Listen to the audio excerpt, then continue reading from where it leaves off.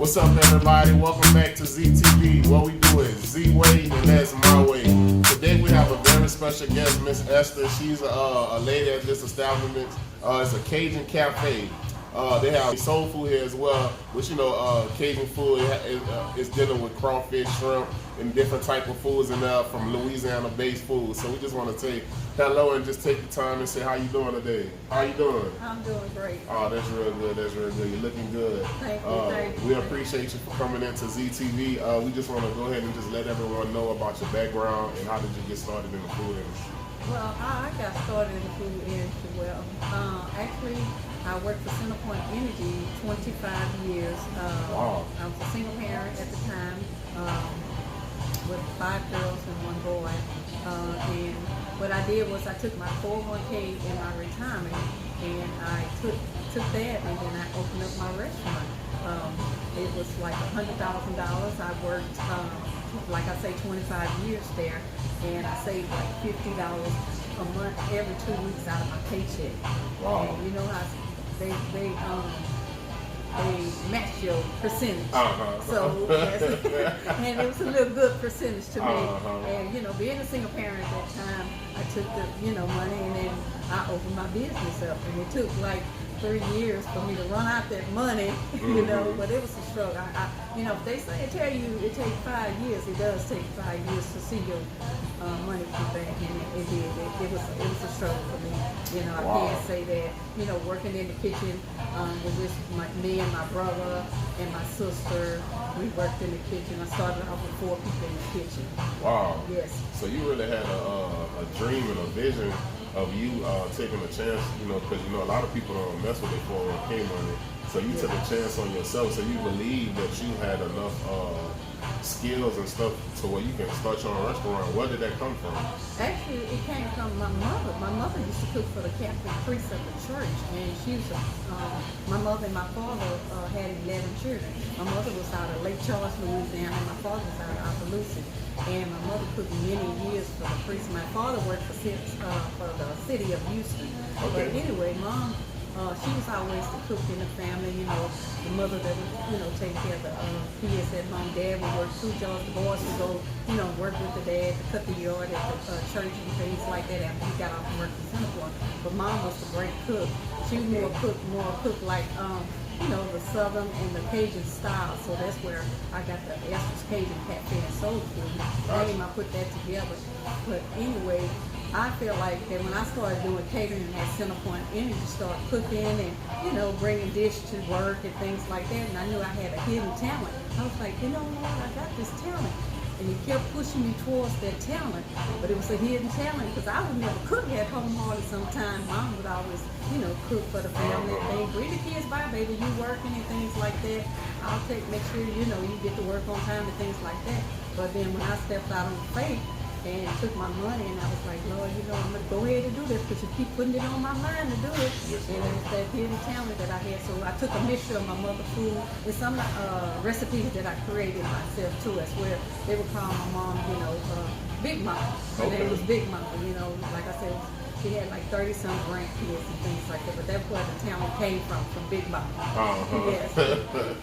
So you pretty much like me. When I go home, my family, my mom and the father, they cook for me.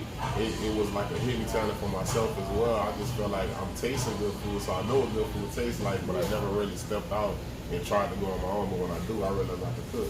Yes. So how was that experience realizing like, oh, people really love your food? Yeah, it was kind of tough at first, I was like, oh Lord, I don't think they're gonna like my food, it was kind of tough. And then when I started I was kind of worried at first about it, but it was like when people started liking anything and liking me on Facebook, and my son, he did all the marketing and the promotion of the business, and then it was like, man, look, Mama, look at your rating. Then, people was asking me to come on TV to, different TV shows and things like that. So he was like, Mom, they really like your food, like I say, but it was a process, Yeah, most but definitely. people love it. They love her. One thing I love about it, my okra with the shrimps and the sausage, beef garlic sausage in it. They love, there's a lot of items that I have signature dish that they really love too as well. Most But that's definitely. one of my favorite side dishes. My mother okra and sausage and shrimp, you know. Okay, I'm about to try that one. Yeah, they sometimes call it goulash. You know, but anyway, that's okay. it, you know. That sounds good. So when you say you started catering back at your old job at Centerpoint before you stepped out on faith, what were some of those dishes that you was doing to get people to really take into you? Some of the dishes was like, some of my dishes was like oxtails, my main signature dish. My macaroni and cheese. They would always order my macaroni and cheese. My sweet cabbage, because you know a lot of people don't cook the sweet butter cabbage. You know, I noticed that here in Houston they like regular cabbage. Like I say, the oxtail, the macaroni and cheese, your yams. Those are some of my major dishes. My crawfish etouffee, my Cajun pasta. You know, yeah. So. That sounds good, and I know the oxtails are good. Trust me, y'all definitely need to come check our oxtails out. Oh, most really definitely, good. yes. That's the number one signature dish. Oh, that's what it is, number one. Yes. So I know that you have some kids as well. Just like the tradition was passed down to you, cooking a variety of food. Do you pass any of your secret recipes down to your kids?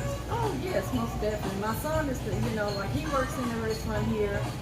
Lonnie, my son, works in the restaurant. We have Jeanette, my other daughter, she's working at my second location. She called it breakfast and ESTERS signature dish. It's a breakfast and brunch too. And what we do there, Drew, you know, she's my second oldest daughter, and what we did was pull some of the signature dish out, and she gets in there and she cooks too as well. Oh, and sounds good. she do breakfast too over there. They do breakfast. Yeah. Really good. So what other things they offer over there at the breakfast and brunch? The chicken and waffles, the popular dish. The shrimp and grits. Sounds good. Yes, the shrimp and grits is a popular dish. What else does she offer over there?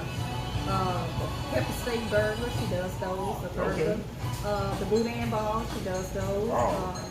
What else she does? Can you get a drink over there? Oh yes, we do. Okay. That's right. We definitely have our beer and wine. Okay. Yes, we do our checking. beer and wine. Yes, we do have the beer and wine over there as well. Yes. Oh, definitely.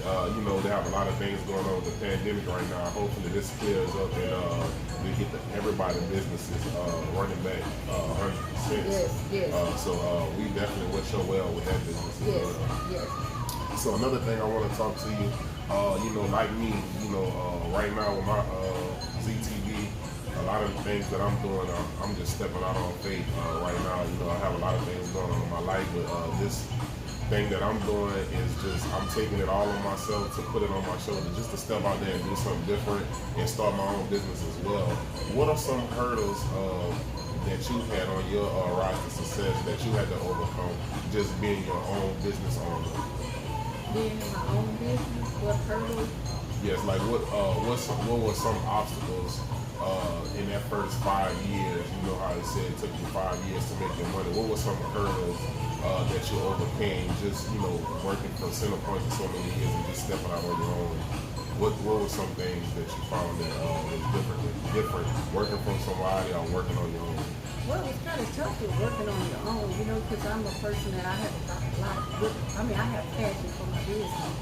So I went over a lot of, it was a lot of struggle, you know, money running out of the business, trying to make it, letting some of the employees go that I had, you know, getting in here, doing it yourself too, to get to where you wanted to be. You know, that was a struggle for me, getting in there, washing those, you know, the dishes and things like, you know, being a cashier, just everything, you know, it don't start from, you start off as an employee, and then you move your way up to managers, and next thing you know, you're the owner. That was a big struggle for me, you know, then not having, like, being your own boss, you know. When you're working in the corporate world, you have other people that's over you, but when you're in your own business, I mean, it's a tough road. And I see a lot of it, you know, there's a hurting point to where I had to let some of the people, you know, go in to get in here myself, and when I see the money running over, you know, people say they think it's easy, but it's not easy, you know. And that's a great thing, because I have a passion, you know, for employees too, you know. Things like that. Yes, ma'am. Most definitely. So when all of a sudden, you know, you get past this hump and your business start picking up and you're doing well, did you implement some type of system, or did you mostly had your family around you helping you to put it together? I had my family, you know, around me put it together. Then another thing, my mom, you know, she used to come in and help us too. She was 91, but the first 5 years, that was a struggle too. Mom would come in. She didn't do a lot of cooking, but she would come in because she was like 85.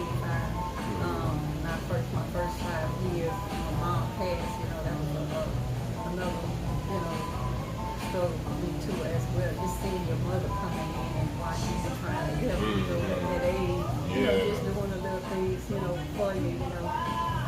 That was a lot too. Yeah, I'm pretty sure that was special to you as well. Yeah, very special. Yeah, losing your mother. Yeah. So, my father was already had passed when I was in high school though. You okay, know, okay. His mom, but you know. Yeah, she was the main one there. Yeah. So she was still, when she was living, she was still help you tweaking the recipes or maybe you need this. Yeah,